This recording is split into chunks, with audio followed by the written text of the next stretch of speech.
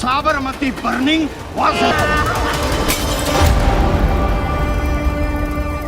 Well अभी एक film आई गोधरा, जो कब आई कब गई पता भी नहीं चला और इनकी उतनी हाइप भी नहीं थी, लेकिन इसका जो टॉपिक था वो बहुत ही ज़्यादा सीरियस था और as a audience, as a public, हर इंडियंस को ये फिल्म देखनी चाहिए। बिकॉज एक्सीडेंट और कॉन्स्पिरेसी, मतलब एक्सीडेंट क्या है, जो मुस्लिम समुदाय के लोग हैं उनका कहना है कि ये एक एक्सीडेंट था, हमने कुछ नहीं किया है। पानी बना रहा है अपनी गैर जिम्मेदारियों को कवर करने के लिए सर। ये फिल्म है जिसे आप कोर्ट रूम ड्रामा कह सकते हैं, जिसमें अपोजिट में लाइक रणवीर शौर्य हैं जिन्होंने बहुत ही बढ़िया काम किया है और कहा जा रहा है पर्सनल लाइफ में अभी उनको थोड़ी सी, मतलब मैं आउटडोर बता देता हूँ, उनको पैसे वगैरह की तंगी है, तो वो आपको बिग बॉस में भी देखने को मिलेंगे। खैर कोई एक्सपेक्ट नहीं कर सकता था कि इतने मंझे हुए कलाकार बिग बॉस में क्या कर रहे हैं, जबकि ये OTT वर्जन है और यहाँ पे काफ़ी सारे छपरी लोग गए हैं। तो खैर बात की बात रही, वो अलग की बात है। हम गोधरा के पॉइंट पे आते हैं। एक मुस्लिम कुरैशी नाम का इनका कैरेक्टर है जो कि कोर्ट में अपने लाइक समुदाय को बचाने के लिए डिफेंस में लड़ रहे हैं और दूसरे और हैं हमारे एक पुराने एक्टर हैं, बहुत ही अच्छे कैरेक्टर हैं। तो मुस्लिम समुदाय के लोग कहते हैं कि ट्रेन अपने आप जली थी, ये एक एक्सीडेंट है, इसमें हमारा कोई भी हाथ नहीं है। लेकिन इसी बीच हिंदू समाज के लोग कहते हैं कि ये कॉन्स्पिरेसी है जिसमें काफी सारे लोग पूरे ट्रेन में सवार थे, जिनको काट दिया गया, बेरहमी से जला दिया गया और उन पे बहुत सारे अत्याचार हुए हैं।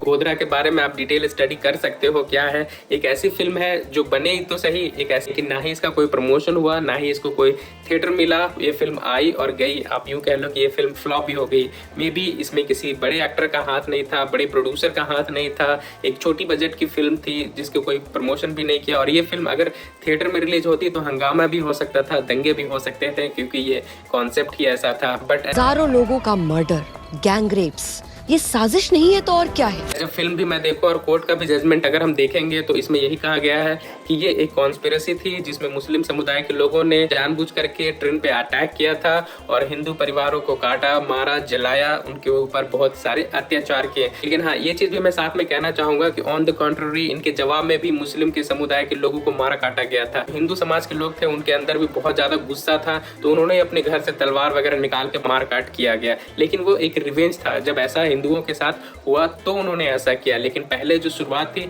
वो मुस्लिमों ने की थी। बट वैसे ये केस बहुत ही लंबा टाइम तक चला, लाइक बहुत सारी दलीलें पेश की जा रही थी, बहुत सारे गवाह सामने आ रहे थे, बहुत सारे सबूत सामने आ रहे थे। एट द एंड इसे कॉन्स्पिरेसी ही कहा गया और फैसला जो है वो हिंदू समाज के अंतर्गत आया। लेकिन मुस्लिम समाज के लोग इस फैसले से सेटिस्फाइड आज तक नहीं हुए हैं, क्योंकि उनका मानना है कि उस समय हिंदू की सरकार थी तो वो तो अपना पक्ष लेंगे ही। साबरमती ट्रेन को जलाया नहीं गया सर, उनको जलने दिया गया।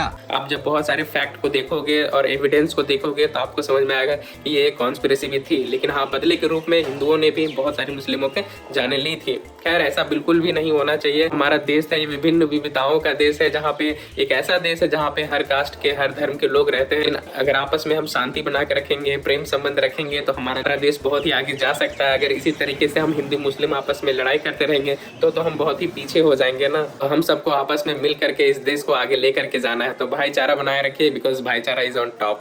ये और भाई साहब दूसरी वीडियो लेके जल्दी आएंगे और थोड़ा भाई साहब थोड़ा इंतजार करिए।